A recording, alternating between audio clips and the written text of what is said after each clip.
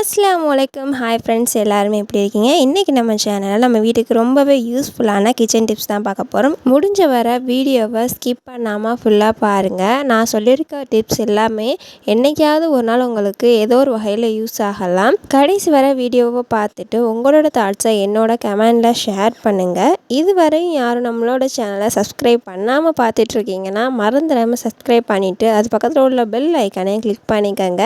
வாங்க இப்போ வீடியோக்குள்ளே போகலாம். Welcome to Elon kitchen.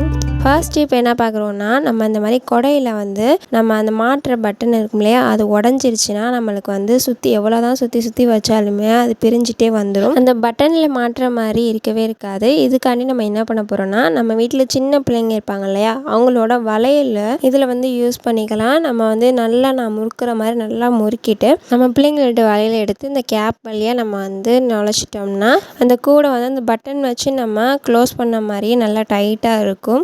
கண்டிப்பாக அதை ட்ரை பண்ணி பாருங்கள். இந்த டிப்ஸ் எல்லார் வீட்லேயுமே யூஸ் ஆகக்கூடிய டிப்ஸ் தான். உங்கள் கொடையில் இந்த மாதிரி பட்டன் அறுந்துச்சுன்னா உடனே போய் இந்த டிப்ஸை ட்ரை பண்ணி பாருங்கள். கண்டிப்பாக 100% யூஸ்ஃபுல்லாக இருக்கும். ரொம்பவே சிம்பிளான டிப்ஸ், அவ்வளோதாங்க. இப்போ நம்ம எப்படி போட்டாலுமே நம்மளுக்கு பிரியவே பிரியாது. நம்ம அந்த பட்டன் மாட்டின மாதிரியே இருக்கும். அடுத்ததாக என்ன பார்க்க போகிறோன்னா, இந்த மாதிரி சோப்பு டப்பா. நம்ம சோப்பு வாங்கிட்டு இந்த டப்பா நம்ம குப்பையில் த்ரோ பண்ணிடுவோம். இனிமேல் அப்படி த்ரோ பண்ணாதீங்க. இந்த மாதிரி டப்பா இருந்துச்சுன்னா எடுத்து சேவ் பண்ணி வச்சுக்கோங்க. இதில் நம்ம சின்ன ஹோலாக போட்டுக்கிறேன். உங்களுக்கு எந்த மாதிரி ஹோல் வேணுமோ அந்த மாதிரி போட்டுக்கோங்க.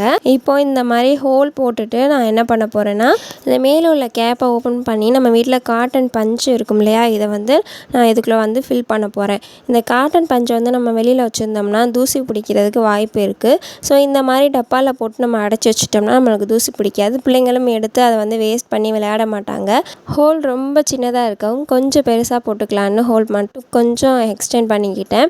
அவ்வளோதான். அதுக்கப்புறம் நம்ம கேப்பை நம்ம நல்லா க்ளோஸ் பண்ணிவிட்டு நம்ம டிஷ்யூ பேப்பர் யூஸ் பண்ணுவோம் இல்லையா, ஹோல்டர், அது மாதிரி இந்த காட்டன் பஞ்சை நம்ம யூஸ் பண்ணலாம். இது ரொம்பவே ஈஸியாக இருக்கும். உங்களுக்கு காட்டனும் வேஸ்ட் ஆகாது, அழுக்கும் பிடிக்காது. கண்டிப்பாக இந்த டிப்ஸை ட்ரை பண்ணி பார்த்துட்டு கமெண்டில் ஷேர் பண்ணுங்கள்.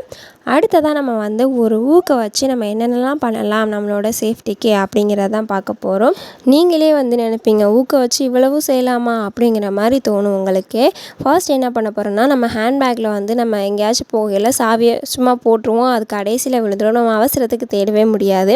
இதுக்கு என்ன பண்ண போகிறோன்னா, நம்ம இந்த ஹேண்ட்பேக்கில் இந்த மாதிரி குட்டி ஜிப் இருக்கும் இல்லையா, ஒரு ஊக்கில் சாவியை இந்த மாதிரி நம்ம மாட்டிட்டு இந்த ஜிப்பில் கோத்து விட்டுட்டோம்னா அது அப்படியே இருக்கும். நம்ம அவசரத்துக்கு கடைசியில் கிடக்கும் அப்படிங்கிற மாதிரி தேட வேண்டாம். இந்த ஜிப்பை எடுத்தோம்னாவே அந்த ஊக்கும் அந்த சாவியும் சேர்ந்தே வந்துடும். ரொம்ப ஈஸியான டிப்ஸு, யூஸ்ஃபுல்லான டிப்ஸு, ட்ரை பண்ணி பாருங்கள். அடுத்ததாக ஜிப்லேயே நம்மளுக்கு உடஞ்சி போயிடும். அந்த மேலே இழுக்கிறது மட்டும் உடஞ்சி போயிடும் இல்லையா. ஸோ இதை நம்ம எப்படி யூஸ் பண்ணிக்கலாம்னா, நம்மளுக்கு ஒரு ஊக்கு மட்டும் நம்ம இந்த மாதிரி போட்டுட்டு நம்ம நார்மலாக ஜிப் யூஸ் பண்ணுற மாதிரியே யூஸ் பண்ணலாம். ரொம்பவே ஈஸியாக இருக்கும். அடுத்ததாக நம்ம பெண்களுக்கு ரொம்பவே முக்கியம் சேஃப்டி தாங்க. இப்போது நம்ம ஒரு இடத்துக்கு போகிறோம் அப்படிங்கையில் இந்த பேக் ரொம்பவே நம்மளுக்கு சேஃப்டியாக இருக்கணும். பர்ஸ் வச்சுருக்கோம், ஃபோன் வச்சுருக்கோம், பணம் வச்சுருக்கோம் அப்படின்னு நம்ம எண்ணி பயப்படையில் இந்த மாதிரி ஜிப்புக்கு பக்கத்தில் ஒரு ஊக்கை மட்டும் மாட்டி வச்சுட்டோம் அப்படின்னா நம்ம ஜிப் திறக்கவே முடியாதுங்க. அந்த ஊக்கை கழட்டினா மட்டும்தான் நம்ம திறக்க முடியும். இது மாதிரி நம்ம பர்ஸில் கூட நம்ம பண்ணி வச்சுக்கலாம். ஸோ நம்மளுக்கு எது சேஃப்டியாக இல்லை அப்படின்னு தோணுதோ அந்த இடத்துல இந்த மாதிரி பண்ணி வச்சுக்கோங்க. ரொம்பவே ஹெல்ப்ஃபுல்லாக இருக்கும். அடுத்ததான் நம்மளுக்கு குக்கர். நம்ம டெய்லி கிச்சன் லைஃப்பில் நம்மளுக்கு குக்கரோட போராடுறது கொஞ்சம் இருக்கவே செய்யும். இப்போ தான் நம்ம டைட் பண்ணி வச்ச மாதிரி இருக்கும். அப்புறம் கடன் லூஸாக கைப்பிடி கலட ஆரம்பிச்சிடும். இதுக்கு ஃபஸ்ட் நான் என்ன பண்ண போகிறேன்னா, இதை கழட்டி எடுத்துகிட்டு நல்லா க்ளீன் பண்ணி எடுத்துகிட்டு நல்லா தேய்ச்சி கழுவி எடுத்துக்கிட்டேன். நார்மலாக சோப்பு இதை வச்சு கழுவி எடுத்துகிட்டேன். நல்லா பளிச்சுன்னு வந்துருச்சு. இதில் நம்ம வீட்டில் இருக்க நெய் பாலிஷ் இருக்கு இல்லையா, இது நல்லா டார்க்காக அதில் நம்ம அடிச்சுக்குவோம். நம்ம அந்த ஸ்க்ரூ மாட்டுவோம் இல்லையா, அந்த இடத்துல நல்லா அடித்து எடுத்துக்கிட்டேன். நிறையாவே வச்சுக்கலாம். அது காயறதுக்குள்ளேயே நம்ம ஸ்க்ரூவை வச்சு டைட் பண்ணிட்டோம்னா அடிக்கடி நமக்கு கைப்பிடி கலண்டு வராது. நீங்கள் ஏற்கனவே கலட்டி இந்த மாதிரி நம்ம டைட் பண்ணதுக்கும் இந்த மாதிரி நெய் பாலிஷ் வச்சுட்டு நல்லா டைட் பண்ணிட்டீங்க அப்படின்னா அதுக்கும் ரொம்பவே டிஃப்ரெண்ட் தெரியும். ஒரே ஒரு வாட்டி இதை ட்ரை பண்ணி பாருங்கள். இது காயறதுக்குள்ளேயுமே நம்ம அந்த ஸ்க்ரூவை போட்டு நல்லா டைட் பண்ணிடணும். அவ்வளோதாங்க. இந்த இந்த மாதிரி நம்ம டைட் மட்டும் வச்சுட்டோம்னா அடிக்கடி குக்கர் கைப்பிடி கலண்டு வர்றதுக்கு வாய்ப்பே இல்லை. ரொம்பவே ஸ்ட்ராங்காக இருக்கும். நீங்களுமே மஸ்ட் ட்ரை பண்ணிவிட்டு எனக்கு எப்படி இருந்துச்சுன்னு கமெண்டில் ஷேர் பண்ணுங்கள். அடுத்ததாக நம்ம வீட்டில் இருக்கக்கூடிய வாட்டர் பாட்டில்ஸ், ஆயில் கேன்ஸ் இதை வந்து நம்ம கழுவுறது பெருசு இல்லை, அதை காய வைக்கிறது தான் பெருசு. நம்மளை வந்து வெளியே கூட காய வச்சலாம், உள்ளே உள்ள பார்ட்ஸை காய வைக்கிறது ரொம்பவே கஷ்டம். அதுக்காண்டி நம்ம என்ன பண்ண போகிறோன்னா, இந்த மாதிரி ஒரு மரக்கரண்டி எடுத்துகிட்டு மரக்கரண்டியை நான் வைக்கிற மாதிரி பாட்டிலுக்குள்ளே வச்சுட்டு ஒரு சின்ன துண்டை நம்ம கவுண்டர் டாப்பில் இந்த மாதிரி மடித்து போட்டுக்கலாம். மடித்து போட்டுட்டு இந்த மாதிரி சாய்ச்சி வச்சோம் அப்படின்னா நம்மளுக்கு அப்படியே நிற்கும். இதில் உள்ள தண்ணி பூரா நம்மளுக்கு அந்த மரக்கரண்டி வழியாக வளைஞ்சு வந்துடும். ஸோ ரொம்பவே ஈஸியான டிப்ஸு, ரொம்பவே ஹெல்ப்ஃபுல்லான டிப்ஸு. இனிமேல் வாட்டர் பாட்டிலோ ஆயில் கேன்ஸோ காய வைக்கிறதுக்கு இந்த டிப் ரொம்பவே யூஸ்ஃபுல்லாக இருக்கும். அடுத்ததாக இந்த வெயில் நேரத்துக்கு எறும்போட தொல்லை தாங்க முடியல அப்படின்னு எல்லோரும் புலம்பிகிட்டு இருப்போம். அதுவும் கிச்சனில் தான் அதிகமாக அந்த சுள்ளெறும்பு இருக்கும். இதை வந்து நம்ம எப்படி அந்த எறும்புக்கு பண்ணுறது அப்படின்னா, இது எறும்புக்கு மட்டும் இல்லை, கரப்பாம்பூச்சி இந்த மாதிரி பூச்சிகளுக்கும் போட்டுக்கலாம். நம்ம இந்த மாதிரி பவுடர் டப்பா தீர புகையில் அந்த பவுடர் டப்பா ஓப்பன் பண்ணிவிட்டு அது கழுவலாம் வேணாம்.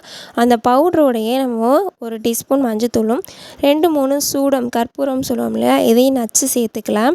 நச்சு சேர்த்துட்டு இதில் கொஞ்சமாக தண்ணி சேர்த்துட்டு ஒரு 1/4 டம்ளர் தண்ணி மட்டும் சேர்த்துக்கலாம். சேர்த்துட்டு நல்லா குலுக்கிட்டு நம்ம நைட்டு வந்து கிச்சனை நல்லா க்ளீன் பண்ணிவிட்டு படுக்க போகல இதை கொஞ்சமாக தெளித்து விட்டு நம்ம நல்லா தொடச்சி விட்டு படுத்தோம்னா எறும்பு கரப்பாம்பூச்சி எதுவுமே கிச்சனுக்கு வராது. இந்த பவுடர் டப்பாவில் தான் லிக்விட் செய்யணுமா அப்படின்னா அப்படி கிடையாது. நம்ம வீட்டில் சின்னதாக ஸ்ப்ரே பாட்டில் இருந்தால் கூட இந்த லிக்விடை நீங்கள் செஞ்சு வச்சுக்கலாம். அந்த எறும்பு இருக்க இடத்துல வந்து ஸ்ப்ரே பண்ணி விட்டீங்க அப்படின்னா நம்மளுக்கு வந்து அந்த எறும்பு தொந்தரவே இருக்காது. நான் ஊற்றுற மாதிரி கிச்சனில் வந்து நைட்டு க்ளீன் பண்ணையில் இந்த மாதிரி ஊற்றி நல்லா கிச்சனை தொடச்சி விட்டுட்டிங்கன்னா எறும்பு தொல்லையோ கரப்பாம்பூச்சி தொல்லையோ எதுவுமே இருக்காது.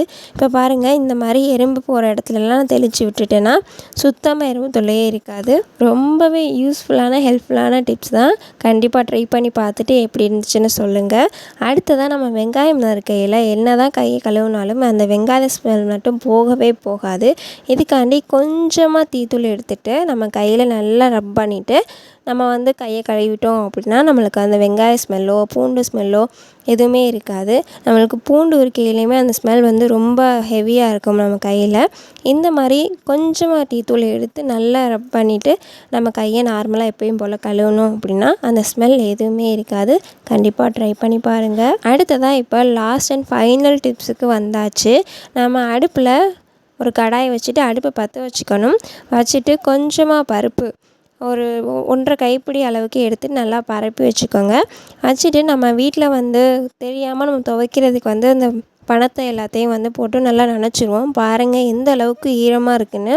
இதை வந்து அந்த பருப்பு நல்லா ஹீட் ஆனோடனையும் அடுப்பை ஆஃப் பண்ணிவிட்டு அந்த பணத்தை வந்து நம்ம இந்த மாதிரி அந்த பருப்பு மேலே விரித்து வச்சோம் அப்படின்னா ஒரு 2 செகண்ட்லேயே வந்து நல்லா காஞ்சிருங்க. கண்டிப்பாக ட்ரை பண்ணி பாருங்கள். நம்ம ஃபேன்லேயோ வெயிலையோ காய வைக்கிறதுக்கு இது வந்து ரொம்பவே ஈஸியாக அண்ட் குயிக்காக வந்து நம்மளுக்கு காஞ்சு நார்மலாக வந்துடும். எந்த அளவுக்கு சொட்ட தண்ணி இருக்குதுன்னு பாருங்கள். ஆனால் ஒரு 2 நிமிஷம் தான், அதிலே நல்லா நம்ம நார்மலாக பணம் இருக்கும் இல்லையா அதே மாதிரி வந்துடும்.